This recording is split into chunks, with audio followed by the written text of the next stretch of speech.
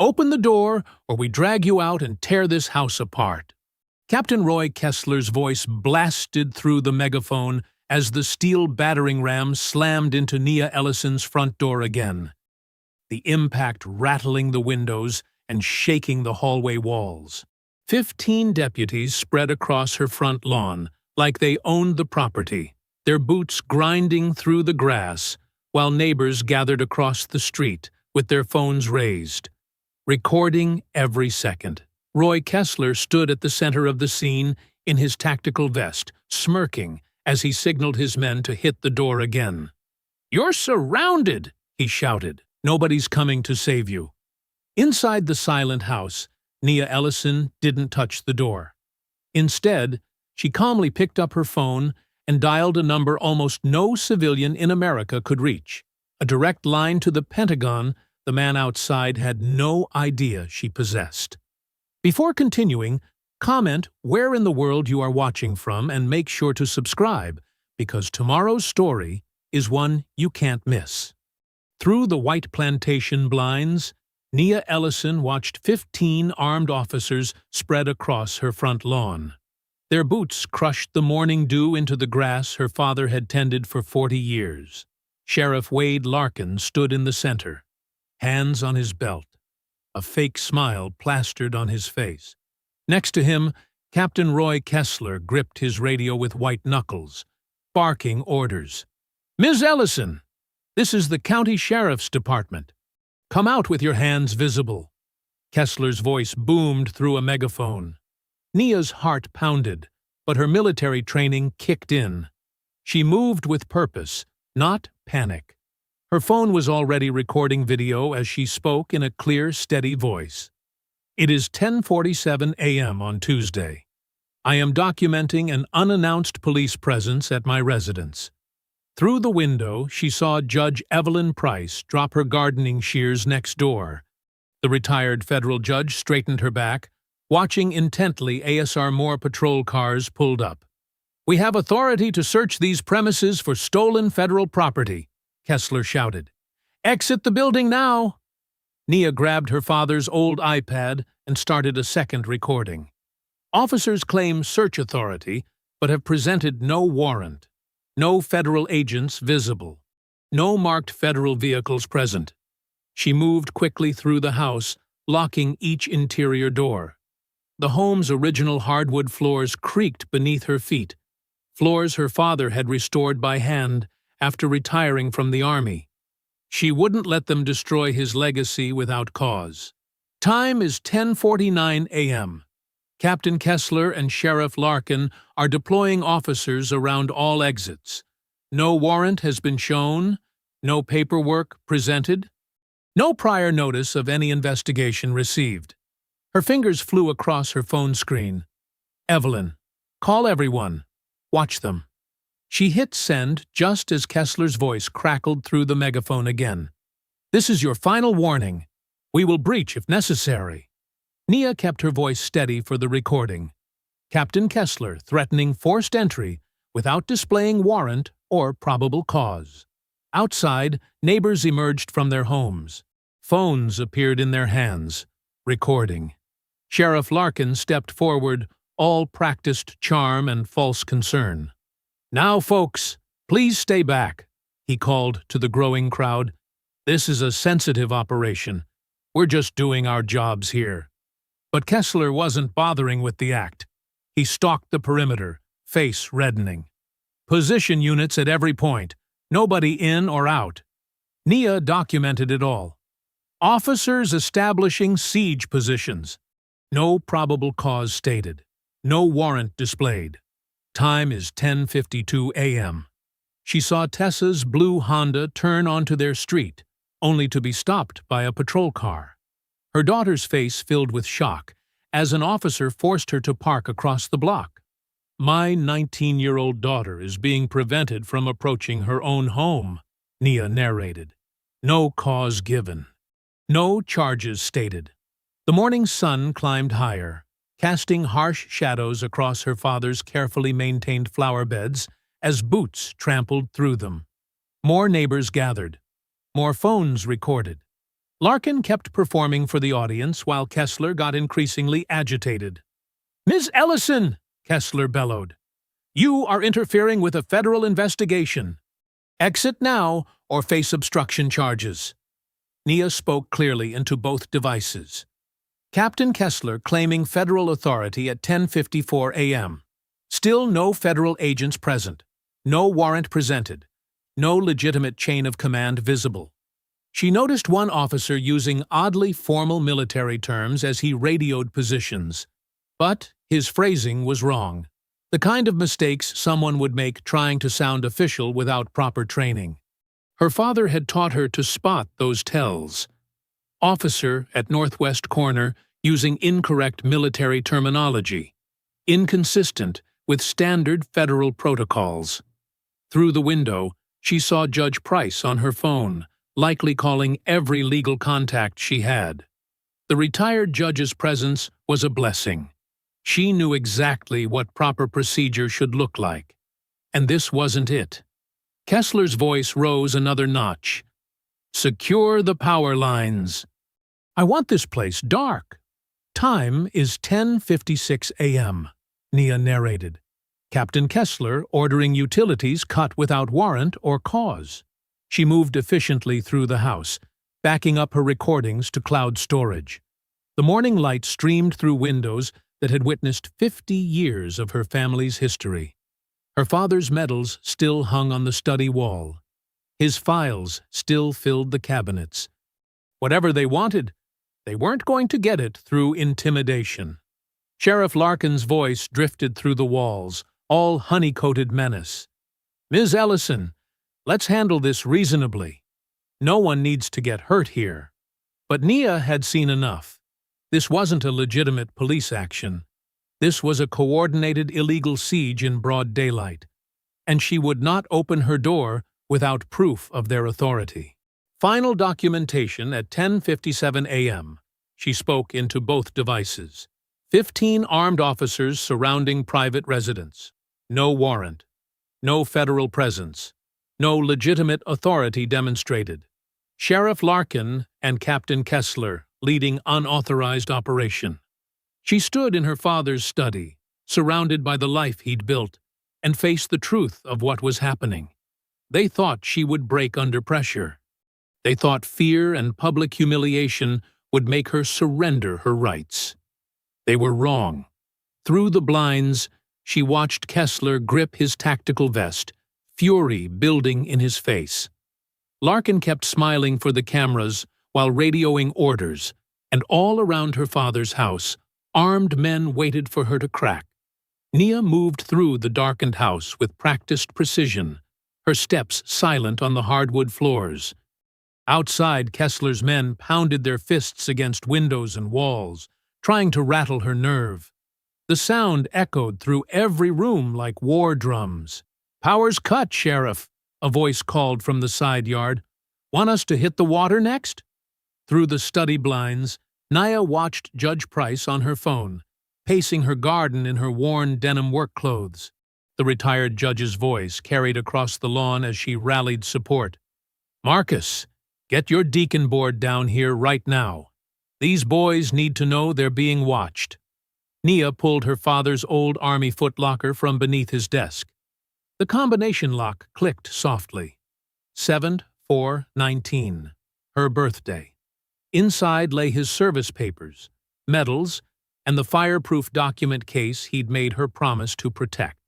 She tucked it into the hidden wall panel he'd built behind his bookshelf, a space that looked like nothing more than shadow unless you knew where to press. "Ms. Ellison," Sheriff Larkin's voice oozed false concern. "Your continued obstruction will be noted in our report. Think about how this looks." She knew exactly how it looked. That was the point. 15 armed officers surrounding a black woman's home without cause or warrant. But they hadn't counted on her neighbors having phones and memories and voices. From her bedroom window, she spotted Tessa at the police line. Her journalism student's press pass held high. "That's my house. You can't keep me from my own house." An officer shoved her back. "Media stays behind the line. Captain's orders." I live there. Tessa's voice cracked with fury. That's my mother in there! Nia wanted to run to her daughter, but training kept her focused. She methodically photographed every window's view, documenting officer positions and faces. Her phone automatically backed up each image to 3 separate cloud accounts. They couldn't erase this. The house grew warmer as the disabled AC went still. Sweat trickled down her neck, but she kept moving. In the kitchen, she found her father's old battery-powered camping lantern. Its beam cut through the artificial darkness as she worked. She dialed her attorney's office, speaking clearly into the voicemail. This is Nia Ellison. Time is 11:14 a.m. I am recording unlawful police action at my residence. 15 armed officers present. No warrant shown. Power cut. Daughter denied access. Judge Evelyn Price witnessing. Please respond. More vehicles arrived outside. Not the promised federal agents, but local media vans. Kessler's voice rose in frustration. Clear these civilians back. Establish a 100-yard perimeter. But the crowd held firm. Nia recognized faces from her father's veterans group, church members in their Sunday clothes, neighbors who'd known her since childhood. They stood in clusters on the sidewalk, phones raised, witnesses to every move. Last warning, Ms. Ellison, Kessler shouted. You're only making this harder on yourself. She noted how he said, harder on yourself, not worse for yourself. The phrasing was wrong. Real federal agents had precise language protocols. These men were play-acting badly. Through her father's study window, she watched an officer direct units using mangled military terms. Alpha Team. Establish defensive positions at Vector Point, Charlie. It was gibberish, the kind of talk someone would use after watching too many action movies. They're trying to make her look unstable, Judge Price's voice carried from next door. Getting all those news cameras here before they even show a warrant. Making it a spectacle. The judge was right. They wanted her to break, to run out screaming, to give them an excuse. Instead, Nia documented everything with military precision. Times, positions, statements, witnesses. The house grew stuffier as the summer sun beat down. Officers circled like wolves, testing windows, rattling doors. Sheriff Larkin kept up his performance for the cameras.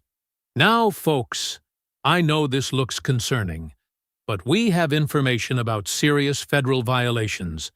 Ms. Ellison just needs to cooperate. But he still showed no warrant, made no specific charges, presented no federal credentials. In the study, Nia pulled her father's old Bible from his desk drawer. The leather was worn soft from years of handling. Her father had read from it every morning, right up until the day he died. If armed men ever come to the house in daylight, he'd told her once, you use this number. Only in daylight, baby girl. That's when they think they're untouchable. She'd thought it was his PTSD talking. He'd grown paranoid near the end, haunted by something he wouldn't name. But he'd made her memorize where to look. Inside the cover, behind the dedication page. Sweat dripped onto the thin pages as she opened it by lantern light.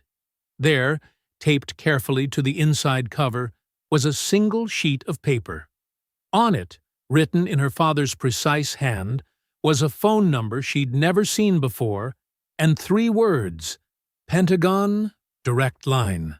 In the hushed darkness of her father's study, Nia's fingers trembled slightly as she dialed the number from the Bible.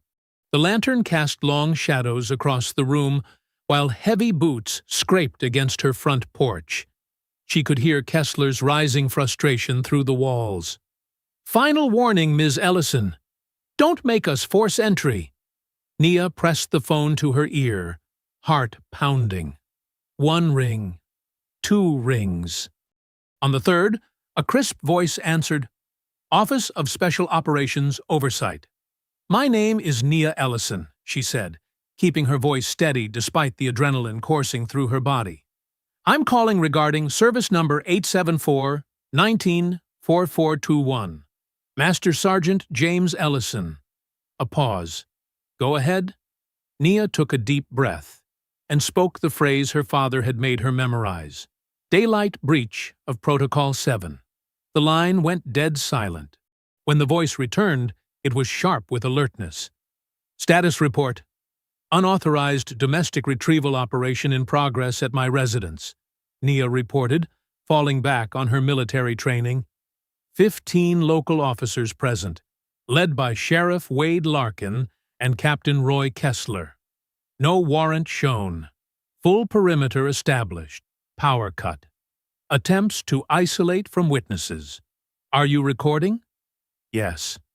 Multiple devices. Cloud backup. Good. Maintain documentation. Do not surrender any materials. Stand by. Through the window, Nia watched Kessler gesture angrily at his men. Get those bolt cutters. She wants to play games. We'll show her games. The Pentagon voice returned. Ms. Ellison, repeat after me, loud enough for your recordings. I formally request immediate warrant verification through federal channels. Nia raised her voice clearly. I formally request immediate warrant verification through federal channels. Again. She repeated it louder, making sure both her phones caught it. Outside, a police radio crackled with new traffic. Different voices. Different tone. An officer rushed up to Larkin with a phone. The sheriff's face changed as he listened, color draining from his confident expression.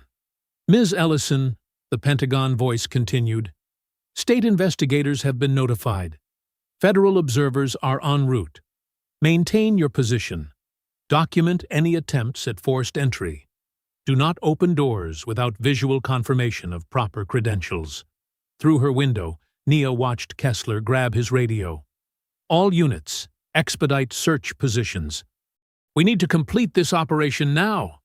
But the other officers had noticed the change in radio traffic. They shifted uneasily, some lowering their weapons, others checking phones. The crowd of witnesses had grown larger. Tessa held her phone high, narrating everything for her live stream. They cut the power to intimidate her. Tessa's voice carried clearly. No warrant, no probable cause, just 15 armed men surrounding a black woman's home in broad daylight. Judge Price's commanding presence drew neighbors closer as she spoke. Keep those cameras rolling. Document every face, every vehicle, every action. Truth needs witnesses. Kessler's frustration boiled over. He pulled 2 deputies aside, speaking in harsh whispers while pointing toward the back of the house. They nodded and began moving along the perimeter, trying to look casual. Target address is now flagged, the Pentagon voice informed Nia. All body camera footage has been marked for preservation. Local dispatch has been notified of federal interest. State Internal Affairs is responding. Through the window, Nia spotted the first black SUV rolling slowly down her street. Then another. And another. The vehicles moved with quiet authority, government plates catching the sunlight. Men in suits emerged, accompanied by state police investigators in tactical gear. The change in the officers' demeanor was instant and dramatic. Those who had been shouting threats now stared at their boots. Others busied themselves with equipment, avoiding eye contact with the arriving authorities. Sheriff Larkin's phone rang again. This time his face didn't just pale. It crumpled. He grabbed Kessler's arm, whispering urgently. The captain's aggressive stance deflated as he listened. Ms. Ellison, the Pentagon voice returned. Federal observers are on scene. State investigators will establish a new perimeter.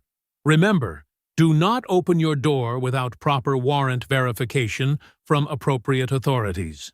Understood, Nia replied, watching more official vehicles arrive. The street was filling with serious-faced men and women carrying badges that made her local police force step back. Tessa's live stream captured it all. State police are here now. The sheriff looks like he's about to be sick. Captain Kessler just threw his tactical vest in his car. The officers who had surrounded her house with such intimidating authority now looked like schoolboys caught in a dangerous prank. Some hurried to their vehicles. Others stood frozen, uncertain whether leaving or staying would make things worse. Judge Price's voice rose above the confusion. Now we'll see what a real warrant looks like, if one exists at all. Through her father's study window, Nia watched the men who had come to terrorize her transform from predators to prey.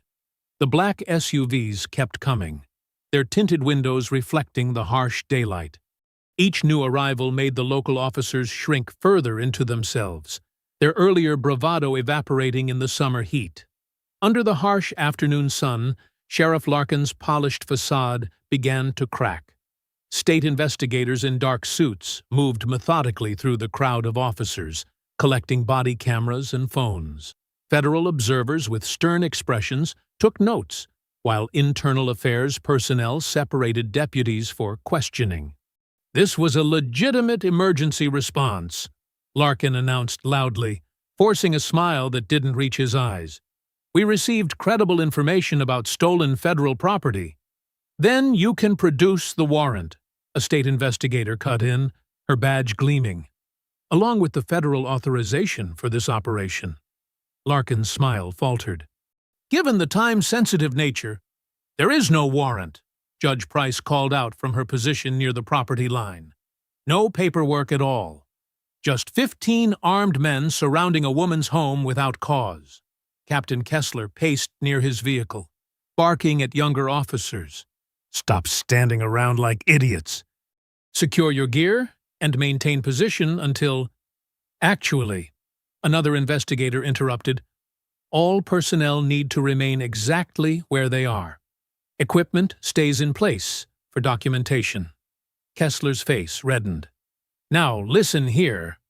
"Captain," the investigator's voice hardened, "that wasn't a suggestion. Your aggressive tone is already raising concerns about command conduct during this operation."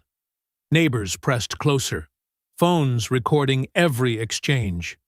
Tessa's live stream captured Kessler's barely contained rage as he stomped away from his subordinates. Her commentary was precise and damning.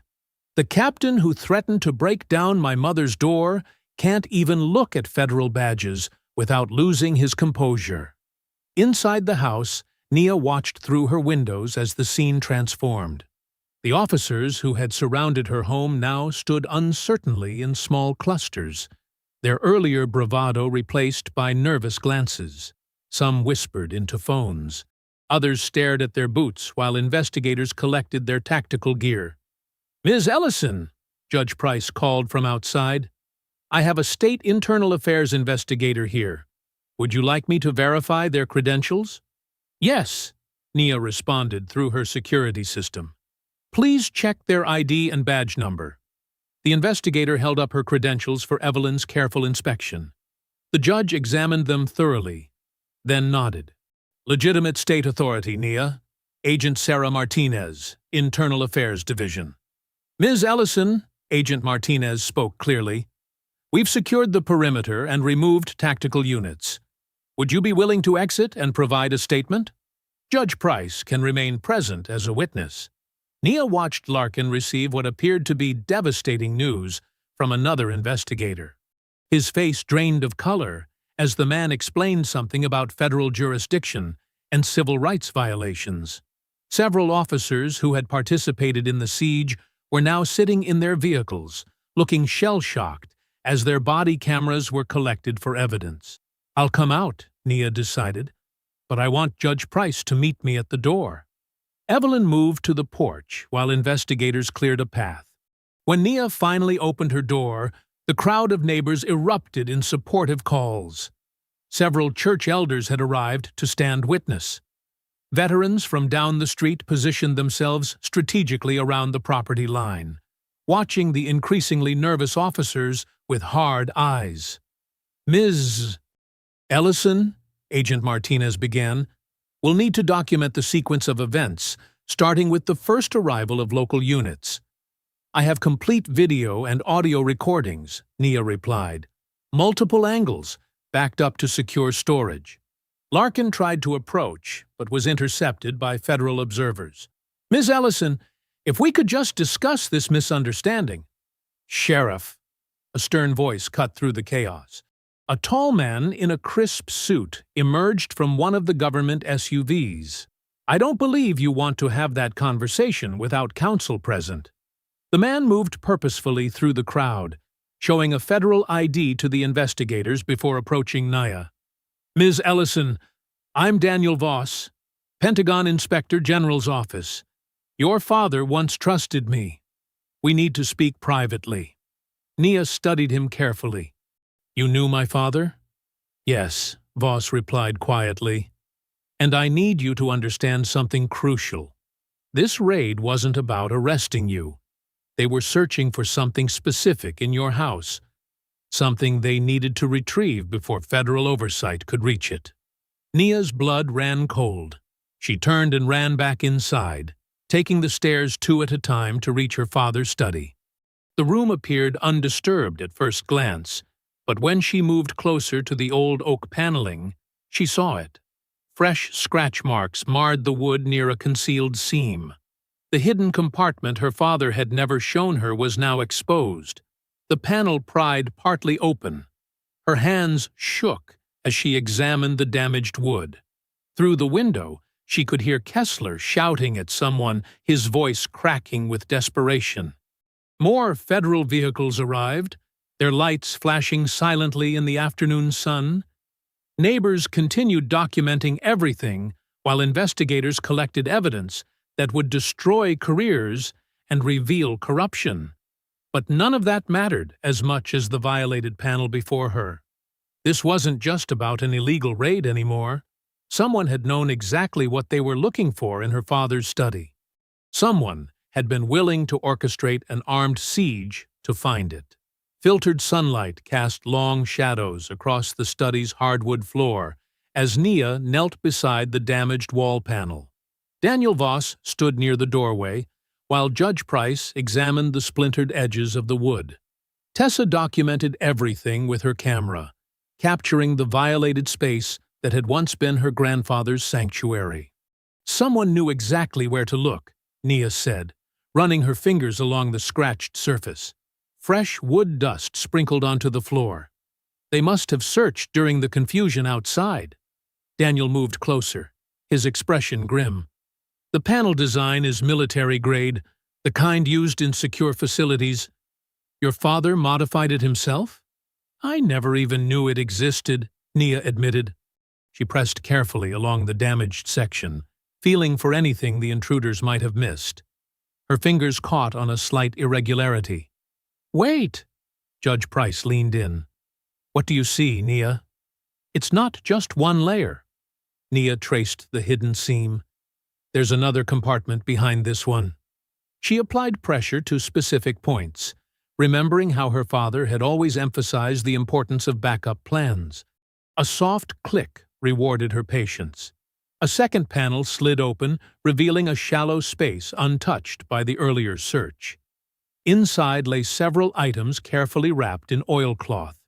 Nia removed them one by one, laying them on her father's old desk, while Tessa recorded. "A challenge coin." Daniel identified the first item. "That's from our old investigative unit." He picked it up, turning it to catch the light. "I haven't seen one of these in 20 years." Nia unwrapped a bundle of papers covered in her father's precise handwriting. The notes were filled with strings of numbers and letters, clearly coded. A storage locker number was written clearly on one corner, Mater 47 to B. Below it, 2 words stood out in block letters, Brass Locust. "What does that mean?" Tessa asked, zooming in on the phrase. "It was a classified designation," Daniel replied quietly. "Something your grandfather and I investigated before." He trailed off, looking uncomfortable. At the bottom of the compartment lay an old photograph, its edges worn soft with age. Nia recognized her father immediately, younger, in his dress uniform, standing proudly beside a fresh-faced Daniel Voss. A third man stood with them, but his face had been deliberately scratched out of the image. Who was he? Nia asked, holding up the photo. Daniel's jaw tightened. Someone who betrayed everything we were trying to protect. Your father and I were part of an internal inquiry into stolen military technology. Advanced targeting systems being diverted through domestic channels. We had proof, documentation, witnesses, but before we could present our findings, everything fell apart. Judge Price moved to the window, watching the investigators still processing the scene outside. Is that why they tried to destroy his reputation? To discredit any evidence he might have kept? They did more than that, Daniel said. They buried the entire investigation, classified everything under national security, made your father look unstable when he tried to push back. I should have done more to help him, but I let them intimidate me into silence. Nia stared at her father's coded notes, anger rising in her throat. So today wasn't just about harassing me. They thought he left proof here, evidence that could still hurt them after all these years. The crack of a gunshot shattered the moment. Glass exploded from somewhere outside, followed by screams and shouts. Everyone dropped instinctively as Tessa rushed to the window. "Someone shot Mrs. Patterson's camera rig," she reported, ducking low. "The big one she was using to record the whole street." Nia crawled to another window, staying below the sill. Across the street, she glimpsed a dark figure disappearing between houses as investigators and federal agents sprinted after them. Car engines roared to life, tires squealing as vehicles peeled away. "Everyone stay down," Judge Price ordered, her voice steady despite the chaos. "They're trying to destroy video evidence." Daniel pulled out his phone, rapidly texting commands. "I'm calling in additional federal support, but this confirms what I feared. The conspiracy reaches beyond Larkin and the sheriff's office. They have resources, coordination, and they're moving faster than official channels can respond." Outside, agents secured the perimeter, while state police blocked off surrounding streets. Neighbors huddled behind cars and porches, their phones still recording despite the threat. Mrs. Patterson stood defiantly beside her destroyed camera, describing the shooter to investigators while other residents backed up her account. "We need to get to that storage locker," Daniel said urgently. "Whatever your father hid there, they'll be looking for it too. And they just proved they're willing to use lethal force in broad daylight." Nia gathered the items from the compartment, wrapping them carefully. The sun was lower now, casting orange light across the study's walls. Soon darkness would give their enemies more advantages. "Tessa, grab your backup drives and go bag," she instructed. "Judge Price, can you coordinate with the neighbors? Make sure everyone's footage is secured and distributed?" "Already on it," Evelyn assured her. "I'll have copies spread across every church computer and veterans group in the county by nightfall. No one's erasing what happened here today." "We should move now," Daniel urged, checking his weapon. "Use the chaos as cover, while investigators have the area locked down. I have a secure vehicle 2 blocks over." Nia took a final look at her father's study, at the violated panel that had protected his secrets for so long. The home that had witnessed today's siege would have to wait. There were bigger battles ahead. "Let's go," she said, leading Tessa toward the back stairs. "Time to find out what else my father left behind."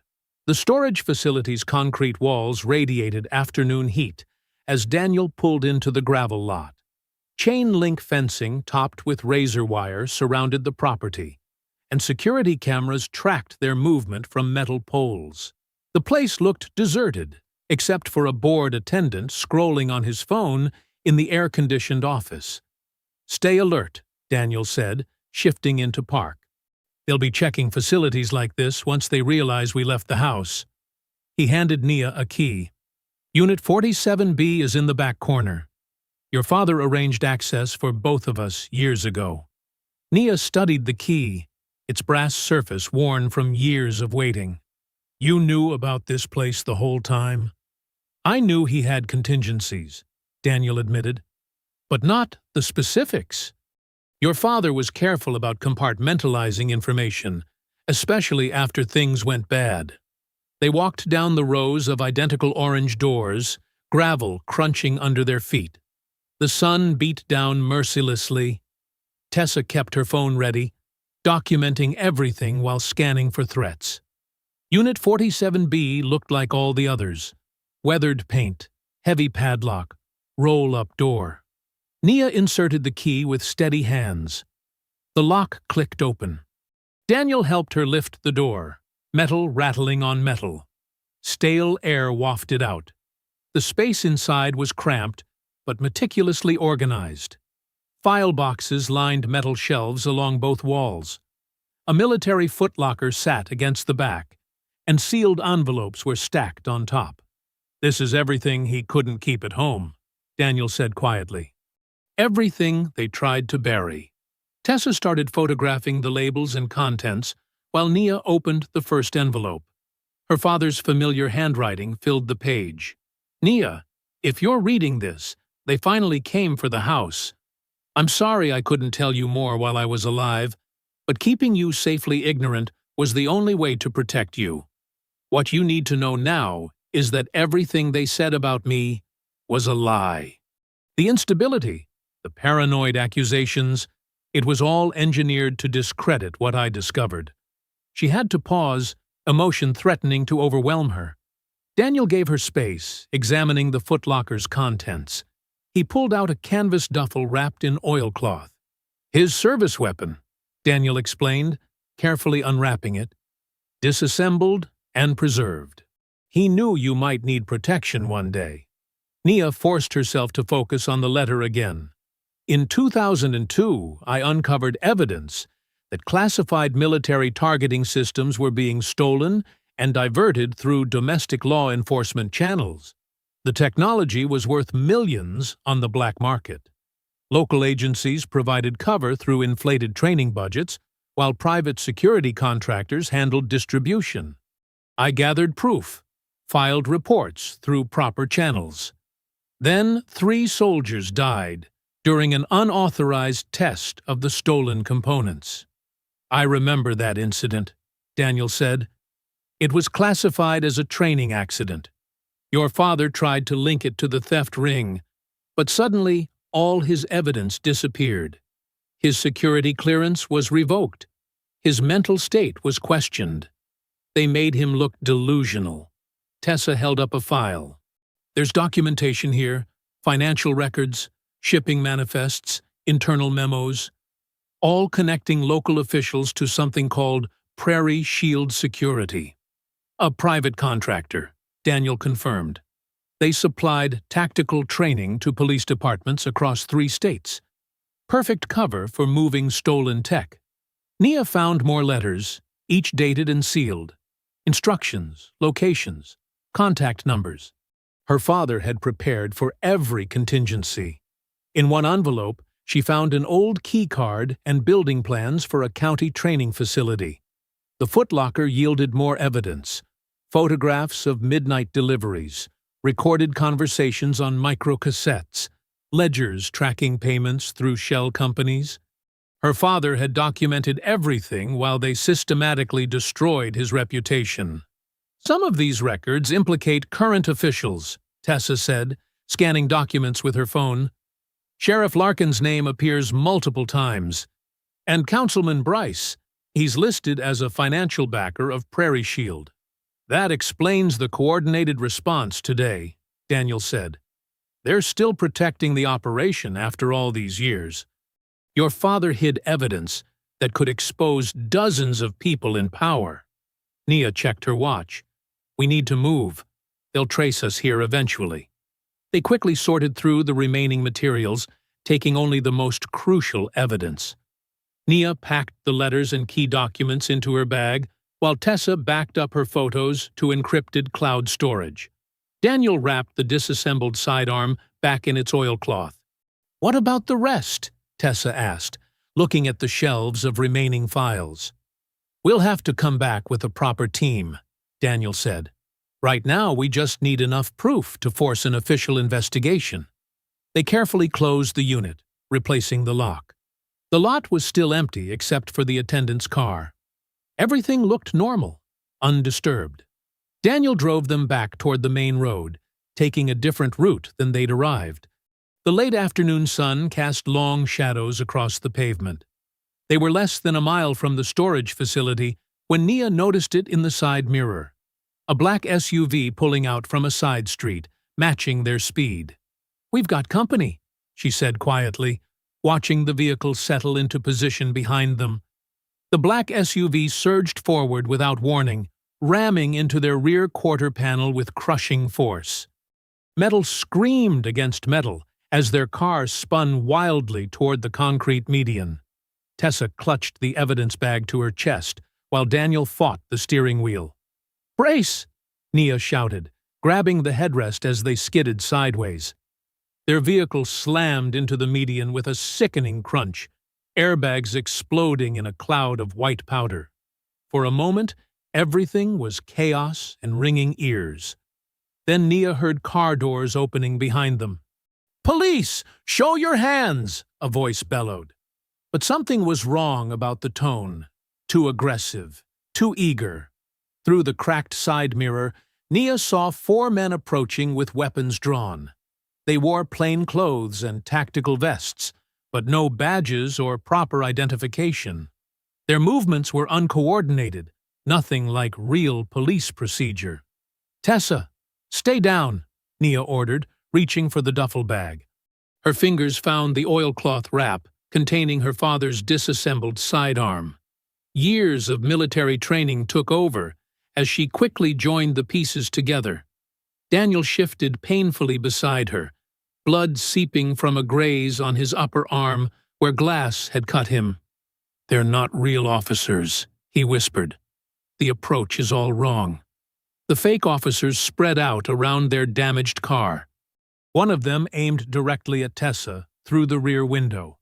That was another mistake. No legitimate officer would target an unarmed teenager first. Nia finished assembling the weapon just as one attacker reached for her door handle. She kicked it open hard, catching him in the knee. He stumbled backward, cursing. Nia used the moment to slide out low, keeping the car between her and the other gunman. "Federal agent!" Daniel shouted, drawing his own weapon despite his injury. "Stand down!" Instead of complying, one of the attackers opened fire. The sound was deafening in the confines of the intersection. Civilians screamed and scattered. Car horns blared as drivers abandoned their vehicles for cover. Nia moved with careful precision, nothing flashy or dramatic. She took measured shots only when she had clear lines of fire, forcing the attackers to duck behind parked cars. Her goal wasn't to pursue, it was to protect her family and survive. "Tessa, move to the median when I tell you," she called. "Keep the evidence secure." A delivery truck screeched to a halt at an angle, accidentally blocking one gunman's position. The driver bailed out and ran, leaving the engine running. Tessa used the distraction to scramble over the center console, still gripping the document bag. "Now!" Nia laid down covering fire while Tessa sprinted to the median's concrete barrier. Daniel provided additional suppression, his shots careful and precise, despite his wound. One attacker tried to flank their position but slipped on scattered glass. As he stumbled, something fell from his tactical vest. A black police-issue radio earpiece. It bounced once and slid toward the gutter, clearly stamped with county inventory markings. Tessa had her phone out, recording faces and details whenever she could safely peek over the barrier. "Got clear shots of 2 of them," she whispered. "And their vehicle plates." Sirens wailed in the distance, getting closer. The attackers heard it too. Their coordinated assault began to fall apart. "We need to move," one of them shouted. "Now!" They retreated in stages, 2 providing cover while 2 ran back to their SUV. Nia didn't chase or take unnecessary risks. She maintained defensive fire only when they presented clear threats. The black SUV peeled away, just as the first legitimate police units appeared at the far end of the intersection. Nia carefully set her weapon down and raised her hands, making sure approaching officers could see she was complying. "Federal agent!" Daniel called out again, displaying his credentials.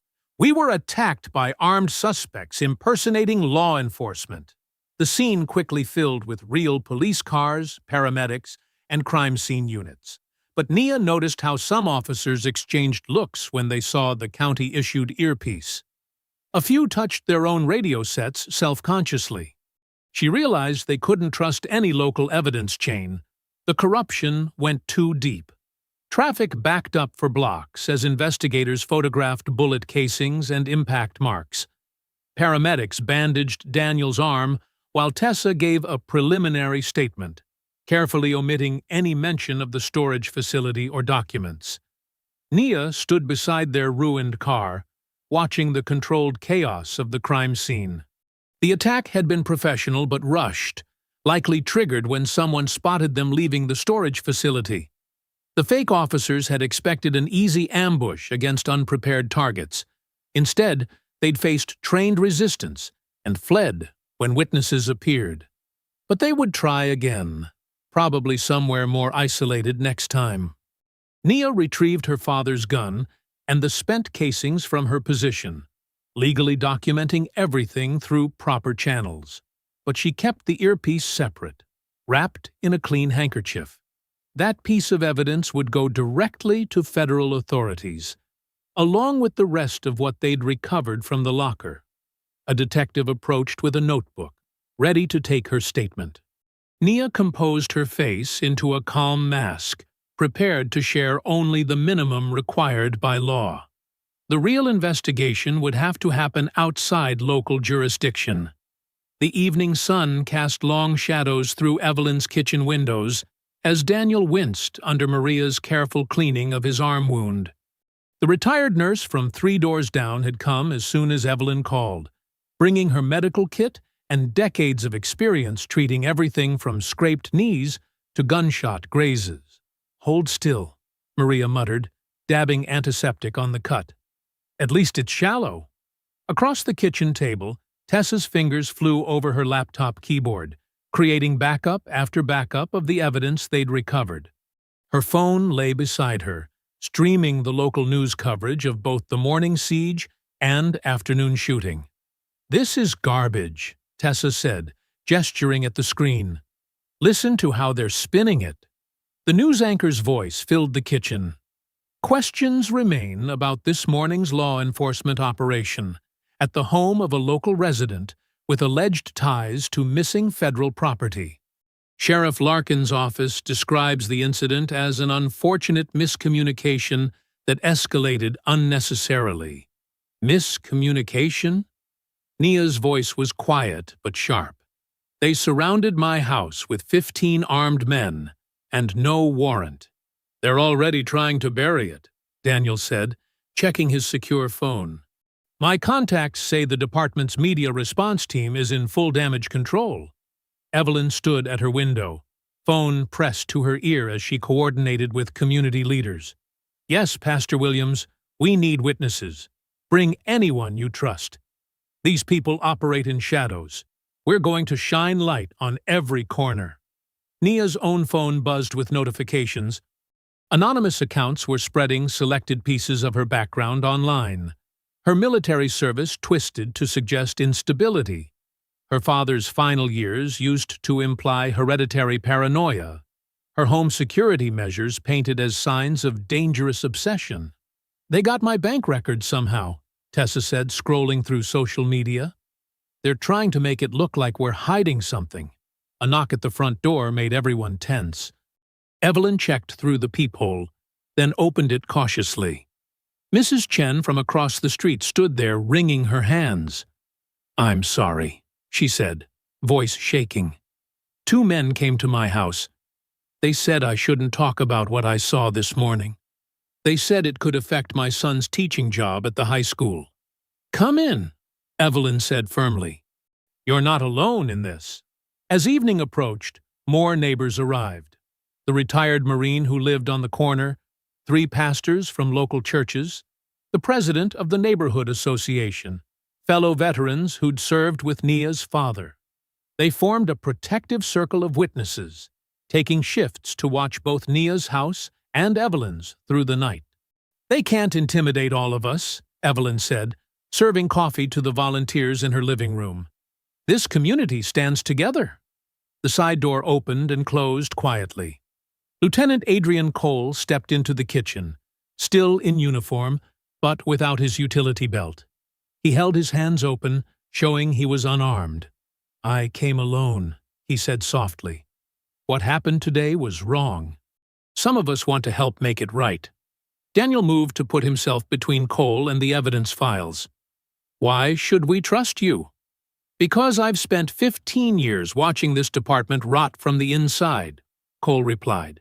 "Because I have a teenage son, too, and I don't want him growing up in a town where police can lay siege to an innocent woman's home." Nia studied him carefully. She'd seen Cole during the morning raid. He'd been one of the few officers who seemed uncomfortable with the operation. "I have information," Cole continued. "Sheriff Larkin is meeting Councilman Bryce tonight at the old Civic Warehouse on Industrial Drive, the one that's supposed to be closed for renovation. Whatever they're planning, it's happening soon." "Could be a trap," Daniel warned. "Could be our only chance to see who Larkin's really working for," Nia countered. She turned to Cole. "Why tell us this?" "Because I took an oath to protect and serve," Cole said. "Not to help corrupt men hide their crimes." He headed for the door, then paused. "Be careful. Bryce isn't just some politician. He has private security contractors on his payroll." After Cole left, Nia divided the evidence into separate packages, giving copies to Evelyn for safekeeping. "If anything happens, release everything to every media outlet on this list." Daniel checked his weapon while Tessa packed her camera gear. Outside, the witness network settled in for their night watch, determined to protect their neighbors from further intimidation.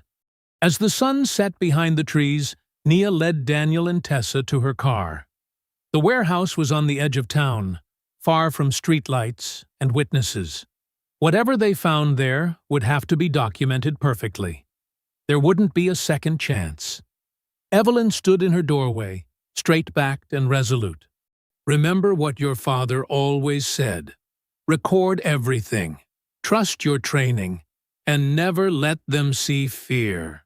Nia nodded, then slipped behind the wheel. As they pulled away from the curb, porch lights clicked on up and down the street, silent signals of solidarity from neighbors refusing to look away. Darkness cloaked the industrial district as Nia crouched behind a stack of wooden pallets, her muscles tense from holding still. The abandoned warehouse loomed ahead, its broken windows like empty eye sockets in the dim security lighting. Daniel knelt beside her, while Tessa balanced her camera on a stabilizer, the lens focused on the loading dock. "Movement," Daniel whispered, pointing to a black SUV rolling silently down the access road, headlights off. The vehicle stopped at the warehouse's side entrance. Sheriff Larkin stepped out, straightening his civilian jacket and glancing around the empty lot. Behind him, an unmarked white van pulled up, its government plates visible in the weak light.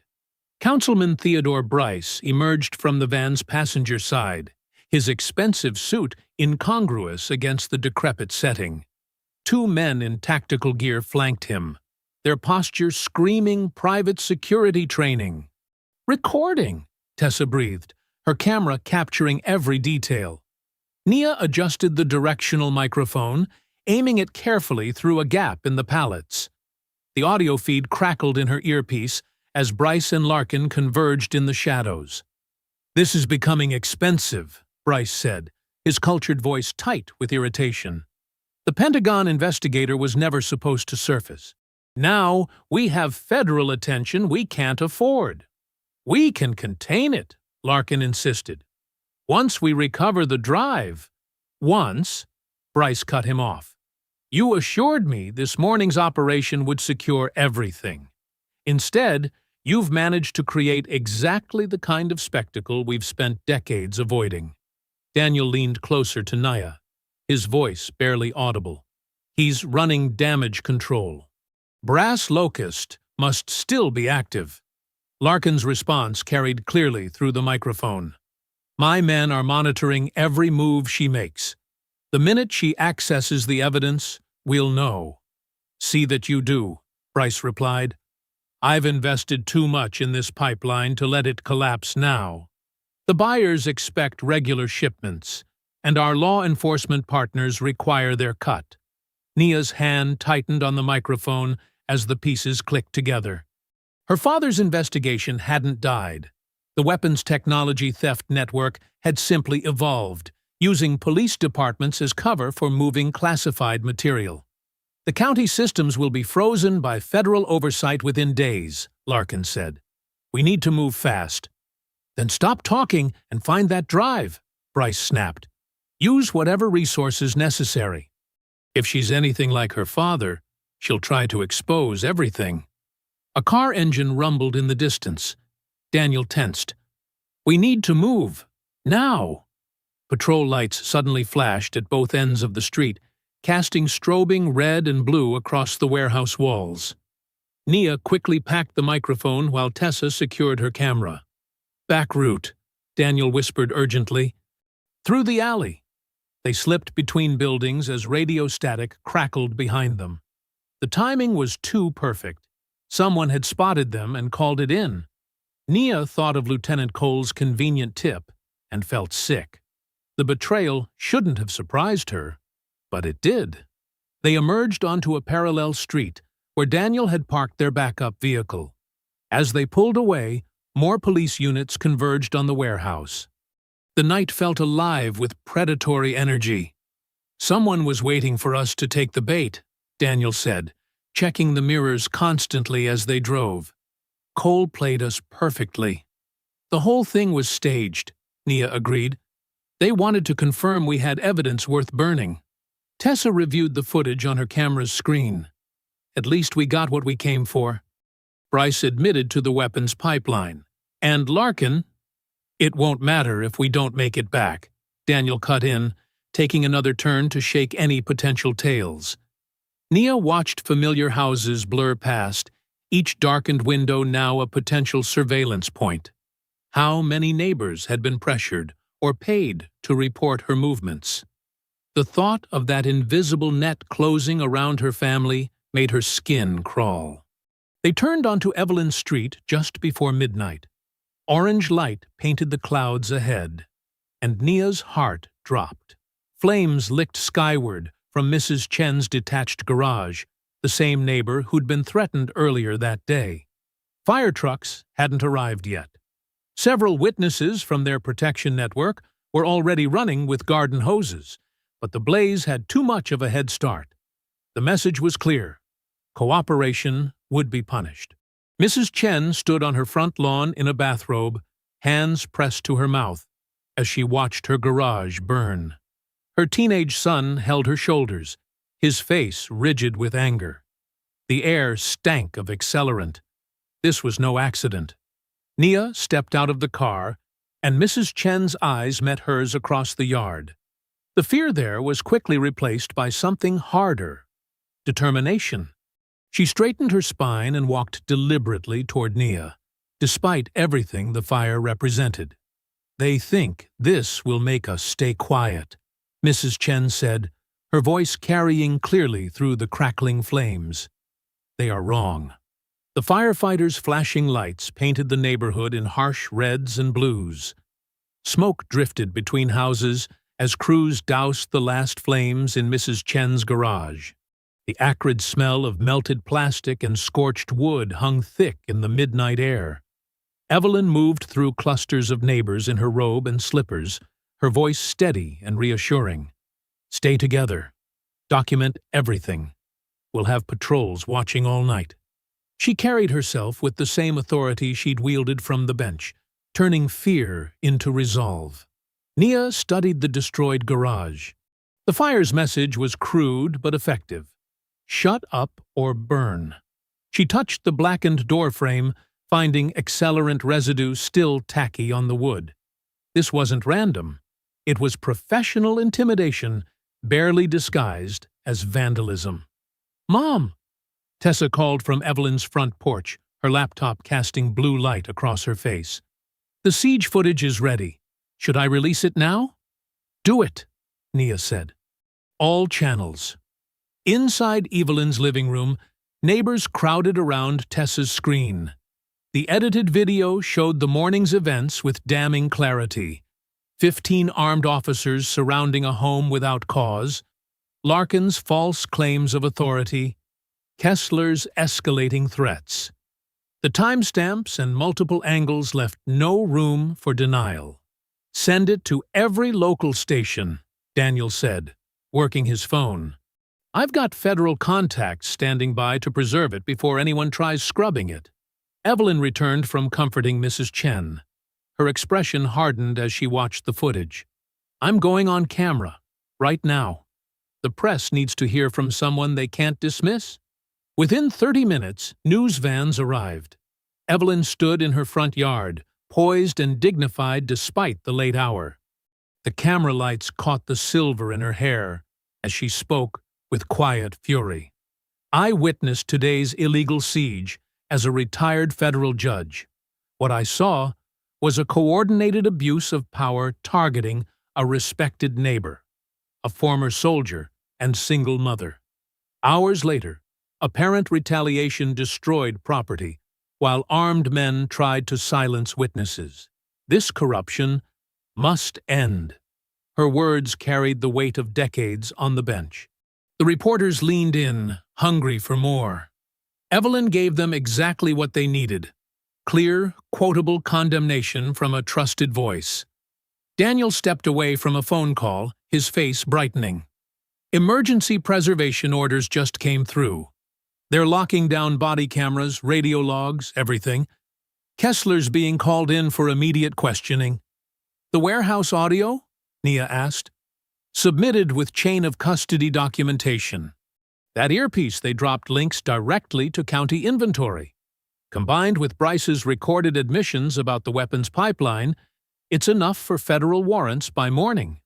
More news crews arrived as Tessa's footage spread online. The story was breaking faster than anyone could contain it. Nia watched viewer counts climbing, shares multiplying, outraged comments flooding in. The truth was loose. Inside Evelyn's kitchen, neighbors coordinated watch rotations while brewing endless coffee.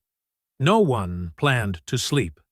Mrs. Chen sat at the table with her son, giving a statement to a sympathetic detective about the garage fire. Other residents shared video clips from their phones, building a documented timeline of the day's events. Near 1 a.m., Daniel hung up from another call. "County servers are being flagged for preservation. IT staff are locked out of deletions or modifications." He managed a tired smile. "Larkin's whole structure is starting to crack. By dawn, he and Bryce will be facing federal investigators they can't control." Nia found Tessa curled in an armchair, still monitoring response to her footage. Dark circles showed under her eyes, but she radiated fierce determination. The same strength Nia's father had shown when facing corrupt power. "You should rest," Nia said softly. "Not yet." Tessa refreshed her feeds. "People need to see this, all of it." For the first time since morning, Nia felt hope pushing back against the fear. The evidence was secure. Witnesses were speaking up. Federal authorities were moving. Whatever happened next, the conspirators had lost their grip on the narrative. She checked her phone. Dozens of missed calls, hundreds of notifications.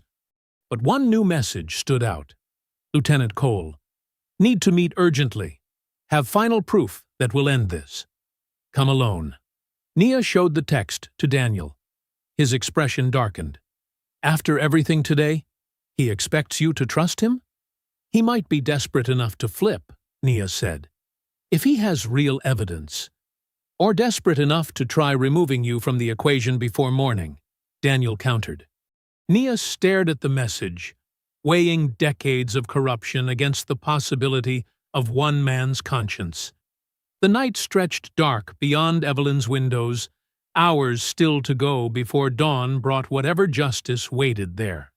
At 1:30 in the morning, Nia checked her tactical vest while Daniel loaded a backup weapon. The streetlights cast long shadows across Evelyn's front yard. Too quiet. No cars. No dogs barking. Even the news vans had cleared out. "I don't like this," Evelyn said, gripping Tessa's shoulders. "You stay here with the evidence copies. No arguments." "But, Mom," Tessa clutched her laptop. "Your mother's right," Daniel said, adjusting his earpiece. "If Cole's really flipping, we need you safe and monitoring communications." Nia touched the family photo in her vest pocket. Her father in his dress uniform, smiling at her graduation. The same determination that had gotten her through the siege steadied her now. "We'll meet Cole 2 blocks over. 10 minutes, max." "I've got neighbors watching every approach," Evelyn said. "First sign of trouble, we're calling everyone." The night air felt thick, oppressive. Nia's combat instincts screamed danger as she and Daniel moved down the shadowed sidewalk. No crickets chirping, no distant traffic. Wrong. The attack came without warning. Police SUVs shot out from 3 side streets, cutting off escape routes. Deputies in tactical gear poured onto the block shouting, "Protective detention!" and "Stand down!" Their movements were too coordinated, too rehearsed. "Run!" Daniel shoved Nia toward a gap between houses. A deputy tackled him from behind. 2 more grabbed his arms. "Federal investigator!" Daniel struggled as they dragged him toward an unmarked van. "You have no authority!" A hand clamped over his mouth. The van door slammed. Nia sprinted back toward Evelyn's house. More shouts erupted behind her, screams from the backyard. Through gaps in houses, she glimpsed shadows moving through Evelyn's garden. "Mom!" Tessa's voice, sharp with terror. Nia changed direction, vaulting a fence, but she was too far. Through the darkness, she saw deputies forcing Tessa into a second vehicle, her laptop scattered on the ground. "Let her go!" Nia's fury exploded as she charged the group. A deputy moved to block her on Evelyn's porch steps. Nia's military training took over. She deflected his grab, used his momentum to slam him into the railing. Wood cracked. The deputy went down, clutching his shoulder. More vehicles screamed around the corner. Nia dove through hedges into the side yard as flashlight beams cut through branches. Radio static crackled. "Officer down! Suspect armed and violent!" The lies started immediately. "All units respond. Attempted murder of law enforcement." "No!" Evelyn's voice rang out from her front door. "Everyone record this. They're kidnapping witnesses." But the vehicles were already pulling away, taking Daniel and Tessa into the darkness. Neighbors spilled onto porches with phones raised too late. Nia pressed against the shadows of her house, pulse hammering. Police frequencies erupted with coordinated deception. "Be advised. Suspect Ellison attacked officers during lawful protective custody. Armed and dangerous. Believed to possess stolen classified materials. Shot fired at deputies. Suspect fled scene." The false narrative spread like poison. Within minutes, news alerts pinged on phones up and down the street. Breaking. Woman attacks. Officers flees with military documents. Wanted, armed suspect assaults police during evidence recovery.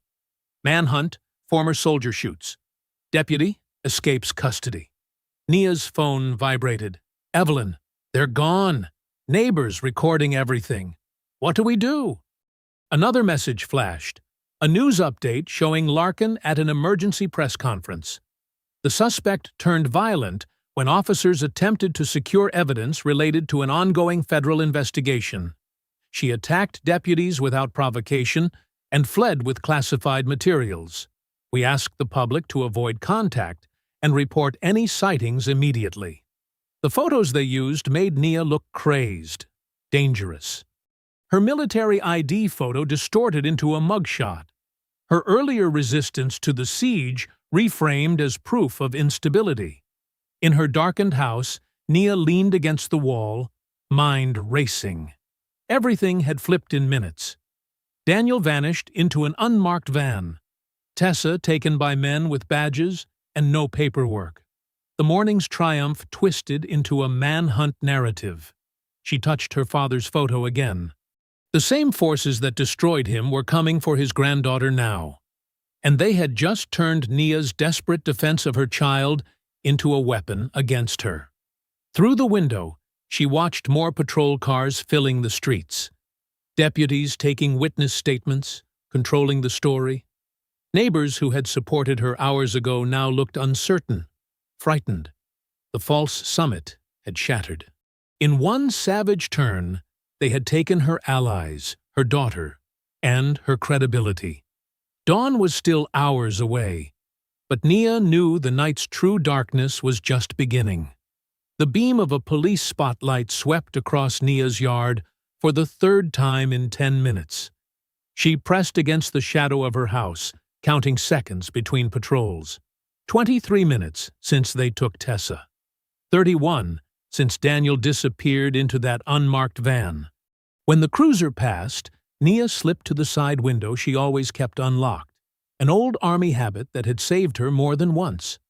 The hinges moved silently as she eased inside. Her boots touched the floor without a sound. Her phone vibrated.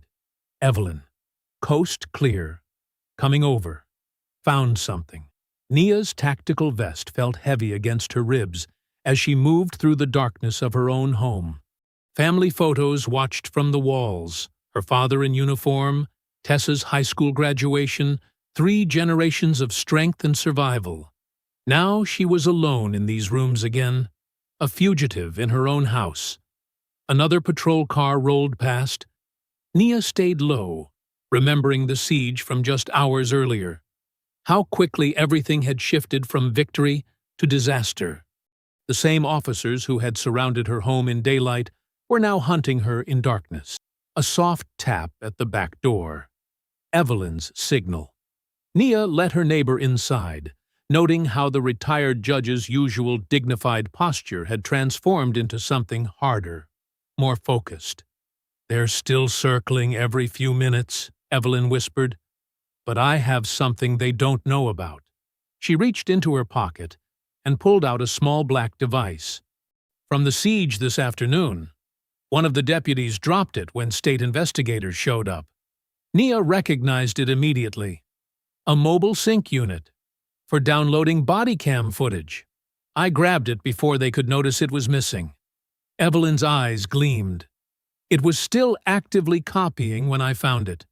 Nia's pulse quickened as she took the device. Standard department issue, meant to back up footage in the field.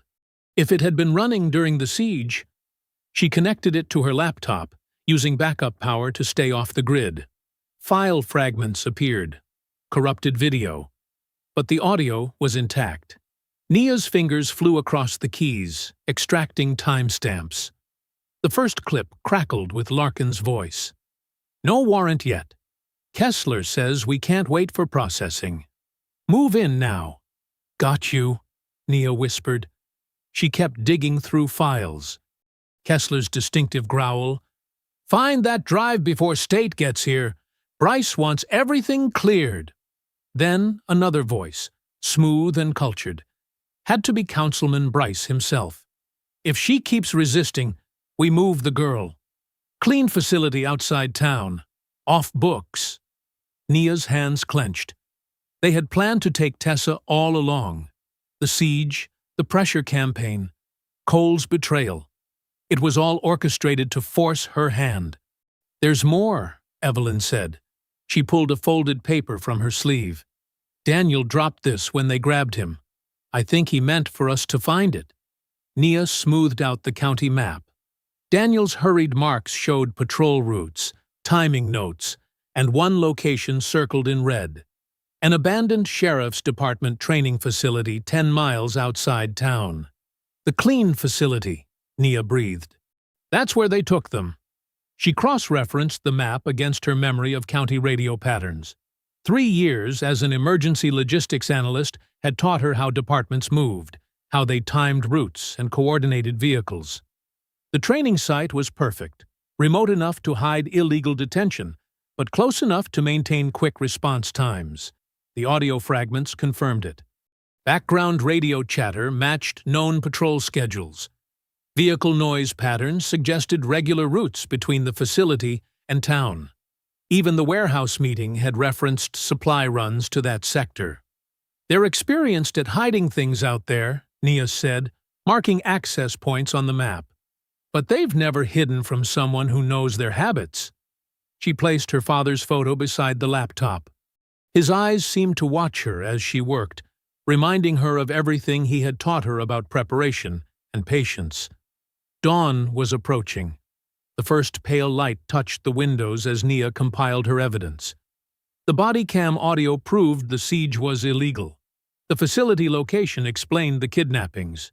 Together, they formed a chain of conspiracy that even Larkin couldn't twist into a manhunt narrative. But evidence alone wasn't enough. They still had Tessa. They still had Daniel. And every minute Nia waited increased the risk that they would be moved or silenced. She touched her father's face in the photo. He had faced the same choice years ago: expose the truth or protect his family. They had destroyed him for choosing truth. Now they expected her to break the same way. Through the window, she saw another patrol car roll past, slower this time, hunting her, expecting her to run or hide or surrender. The sky was beginning to brighten. Soon, the morning news would spread Larkin's lies about a dangerous fugitive attacking officers. But Nia wasn't running anymore. She spread the map wider, marking entry points and patrol timing. Her military training merged with her analyst's eye, seeing patterns and possibilities. They thought they had trapped her. Instead, they had given her everything she needed: proof, motivation, and a clear target. The first ray of sunrise touched her father's photo as Nia began to plan. The first orange rays of dawn crept through Evelyn's dining room windows. Coffee cups dotted the polished oak table, untouched and cold. No one had slept. 6 people hunched over laptops and phones: Nia, Evelyn, 2 Vietnam-era veterans from the church, and a pair of deacons who had witnessed the siege. 3 separate cloud servers, Nia said, her voice steady despite the exhaustion. "Each file package releases automatically if I don't enter a code every 2 hours." Her fingers moved across the keyboard, organizing the evidence. The body cam audio from the porch. The warehouse footage of Larkin and Bryce. Her father's brass locust files showing the weapons technology pipeline. Deacon Williams nodded, his weathered face grim. "Already got 15 witnesses ready to move on your signal. Good folks who won't back down. Position them here and here." Nia marked locations on the map. Far enough from the training facility to stay legal, close enough to document everything. She checked her watch. Once the evidence starts releasing, Larkin and Bryce will know they're exposed. That's when they'll try to move Tessa. "They'll expect you to attack at night," said Marcus, one of the veterans. "Coming in daylight throws their playbook." A soft knock interrupted them. Evelyn checked the security camera she'd installed after the garage fire. Her breath caught. "It's Daniel." Nia moved to the door, gun ready. But when Evelyn opened it, Daniel stumbled in, his face bruised and his suit torn. Dried blood crusted his temple. "They had me in a county holding room," he gasped as they helped him to a chair. "Heard deputies talking about moving your daughter at sunrise. I got loose during a shift change." Nia's hand tightened on his shoulder. "Tessa? Is she?" "Alive. Still at the training site. They're keeping her in the old equipment garage." He accepted a water bottle with shaking hands. "But Cole, they killed him an hour ago. Made it look like suicide." The room went silent. Nia closed her eyes briefly. "He was trying to help at the end, wasn't he?" Daniel nodded. "They had his son on drug charges. threatened to send the boy to state prison if Cole didn't cooperate. When he finally broke and tried to warn us, he didn't need to finish. Nia returned to the laptop, her movements precise and controlled. She wouldn't let Cole's death be meaningless. The evidence had to reach the right people at the right moment. Federal prosecutors, she said, uploading the first package. State Police Internal Affairs. 3 national media outlets, and my father's old Pentagon contacts.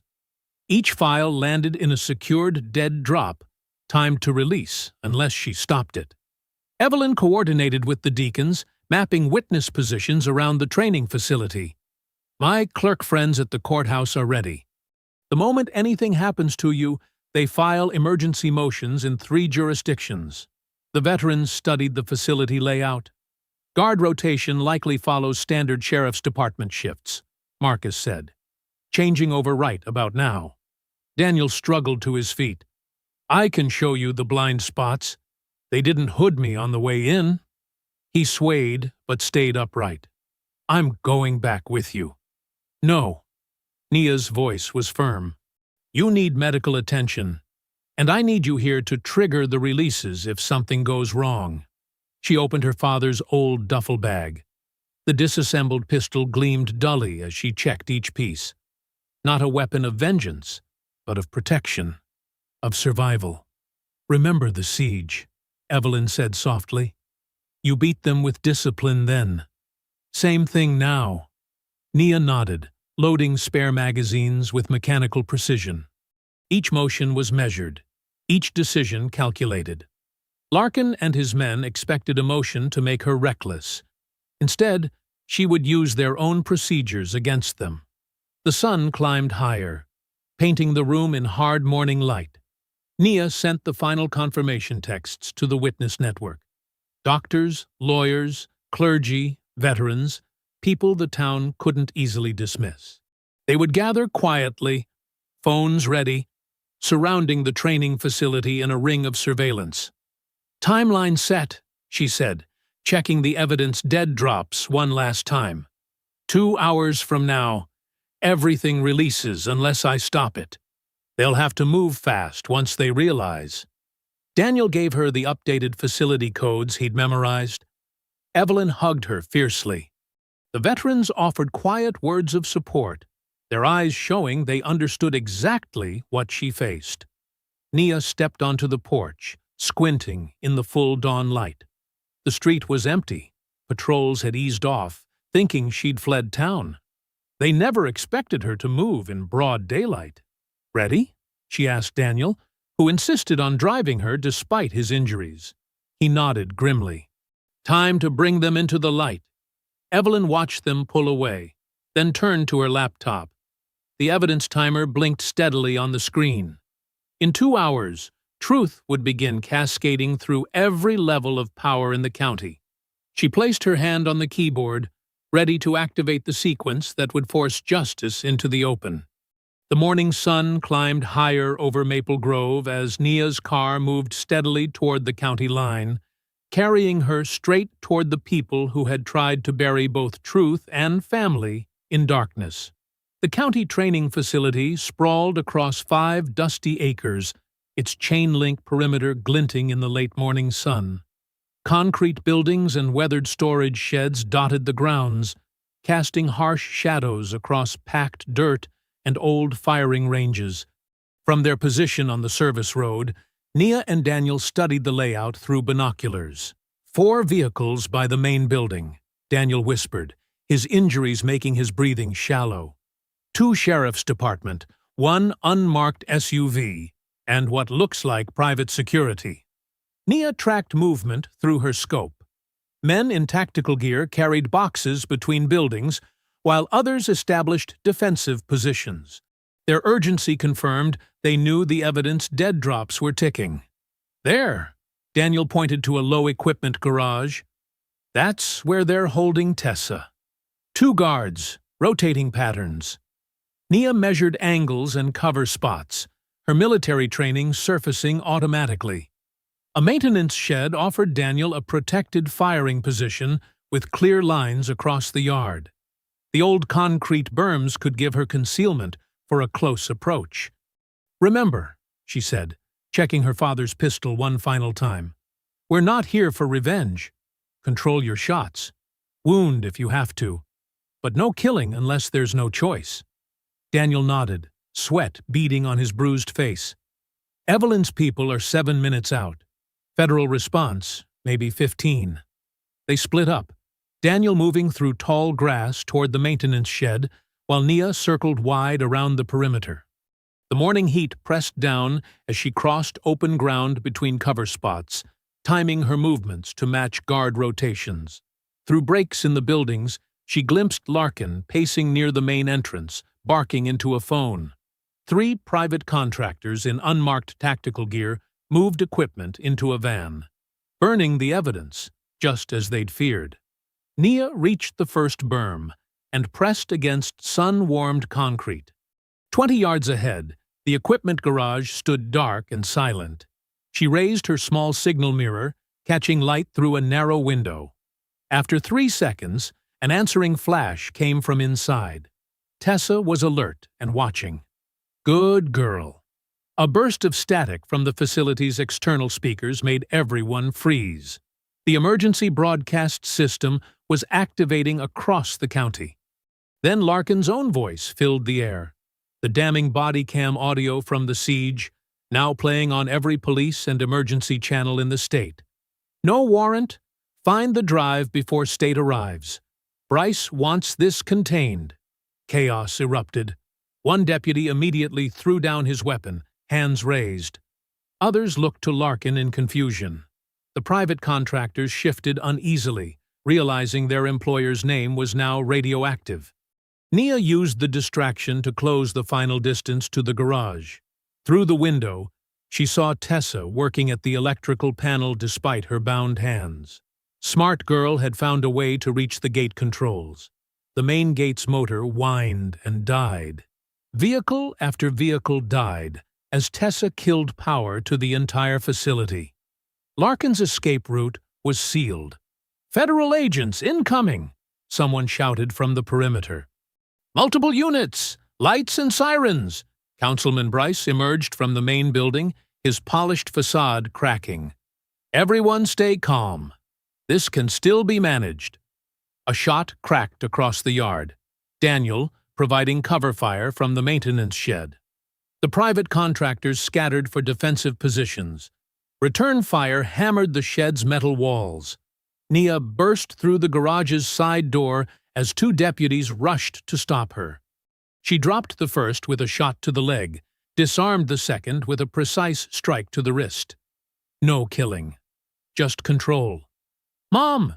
Tessa called from behind a tool cabinet. "Stay down!" Nia moved to cover her daughter as bullets punched through windows. More sirens wailed in the distance. The body cam audio kept playing, drowning out Bryce's attempts to restore order. 2 more deputies surrendered, placing their weapons on the ground. Nia cut Tessa's restraints. "Can you move?" "Yeah. I memorized their radio codes, got the gate frequencies. Figured you'd come." Pride surged through Nia's chest. Her daughter had stayed strong, stayed smart. An engine roared outside. Larkin had reached a vehicle and was trying to ram through the dead gate. The metal barrier held. "It's over, Wade!" Bryce shouted. "We need to negotiate. Shut up!" Larkin abandoned the vehicle and ran back toward the garage, pistol raised. His carefully maintained mask had shattered completely. Nia pushed Tessa behind a heavy workbench. Daniel's covering fire kept the remaining contractors pinned down. Through the windows, she glimpsed multiple vehicles approaching on the main road. Evelyn's witness convoy arriving right on schedule. Larkin burst through the garage door, wild-eyed and sweating. His weapon swung toward them as federal sirens screamed closer. "You think you've won?" he snarled. "You think exposing this fixes anything?" "It's done," Nia said calmly. "The truth is already out there. Every channel. Every jurisdiction." His finger tightened on the trigger. Nia shifted, placing herself firmly between the gun and her daughter. She wouldn't give him the satisfaction of seeing fear. "Last chance, Sheriff," she said. "There are witnesses coming. Cameras, federal agents. How do you want this to end?" Larkin's gun clattered across the concrete floor as Nia's precise strike knocked it from his grip. His face twisted with rage, but before he could lunge, 2 shots rang out from Daniel's position. Bryce's lead security contractor dropped, clutching his shoulder. "Mom!" Tessa broke free, stumbling into Nia's waiting arms. Mother and daughter clung to each other as sirens wailed and tires screeched outside the fence. State police vehicles poured through the main entrance, lights flashing in the late morning sun. Federal SUVs flanked them, agents deploying in practiced formation. Behind them, a convoy of civilian cars and news vans rolled to a stop. Evelyn's witnesses arriving right on schedule. Larkin sprinted for his patrol car, abandoning Bryce and his remaining men. He made it 3 steps before tactical officers tackled him to the dusty ground. His polished badge skittered across the dirt as they secured his wrists with heavy cuffs. "This is a mistake," Bryce shouted, backing away from approaching federal agents. "Do you know who I am?" "I fund half the programs in this county." "Theodore Bryce," an agent called out. "You're under arrest for conspiracy, corruption, and kidnapping under color of authority." Cameras flashed as they led him away. His expensive suit was stained with sweat, his carefully maintained image crumbling with each step. Daniel emerged from the maintenance shed, pressing a hand to his injured side. "Your father would be proud," he told Nia. "He died protecting evidence of Brass Locust, knowing someday someone would finish what he started." Tessa kept filming as federal teams secured the grounds. "Everything's documented," she said. "The siege, the warehouse meeting, the body cam audio, even the county-issued earpiece from the ambush. It all connects." Evelyn ducked under the crime scene tape, ignoring orders to stay back. She wrapped both Nia and Tessa in a fierce embrace. "I told them all morning. Keep watching, keep recording." The truth had to come out in broad daylight. News helicopters circled overhead as state investigators processed the scene. Local stations interrupted regular programming to show Larkin and Bryce being loaded into separate vehicles. The body cam audio from the original siege played on repeat across every channel. "No warrant. Find the drive. Bryce wants this contained." By early afternoon, the story had exploded. National media descended on Maple Grove, broadcasting live from the same streets where armed men had tried to intimidate a neighborhood into silence. Headlines flashed across screens. "Brass Locust exposed. Military tech theft ring operating through local law enforcement. Decorated veteran vindicated. Whistleblower's daughter breaks conspiracy. Teen journalist's evidence brings down corrupt officials." Nia stood on her front porch, the same porch where 15 illegal officers had demanded entry just yesterday. Workers repaired the damage from the siege while cameras rolled. The house that conspirators thought would be their easiest target had become the symbol of their downfall. Daniel gave statements confirming the truth about Nia's father. He discovered military targeting systems were being stolen and sold through police training programs. When soldiers died in a compromised test, he refused to stay quiet. They destroyed his reputation to bury the evidence, but he protected the proof until someone could expose it all. Evelyn received a standing ovation at an emergency community meeting. "We are not powerless," she declared. "When we stand together and bear witness, justice becomes unstoppable." Tessa's raw footage and detailed documentation drew praise from veteran journalists. News directors and editors called her reporting crucial and extraordinarily thorough under pressure. Neighbors who had watched in fear now gathered openly on the street, sharing stories with reporters. Veterans who had doubted Nia's father years ago came to apologize. Church leaders who had witnessed the siege organized support for families targeted by intimidation. As evening settled over Maple Grove, the mood shifted from tension to celebration. Where armed men had formed a perimeter of fear, children now played freely on front lawns. The same neighbors who had filmed through windows now shared food and embraces on front porches. Nia stood on her newly repaired porch as golden sunset light washed across the street. Tessa leaned against her shoulder, finally allowing exhaustion to show. Evelyn sat in her usual chair, maintaining her witness post out of habit, now rather than necessity. Daniel rested against the railing, his injuries treated, but his vigilance unwavering. Together, they watched their community reclaim the space that corruption had tried to poison. Parents walked with children who had hidden in fear just hours ago. Elderly residents who had been afraid to speak now shared decades of stories about the neighborhood's history. Young activists who had documented everything networked with journalists to prevent similar abuses elsewhere. The house remained exactly where it had always been, a cornerstone of the community, a tribute to a father's sacrifice, and now a symbol of what ordinary people could accomplish when they refused to surrender to intimidation. The same walls that had sheltered Nia's methodical resistance now stood as a monument to justice served in broad daylight. If you enjoyed the story, leave a like to support my channel, and subscribe so that you do not miss out on the next one. On the screen, I have picked 2 special stories just for you. Have a wonderful day.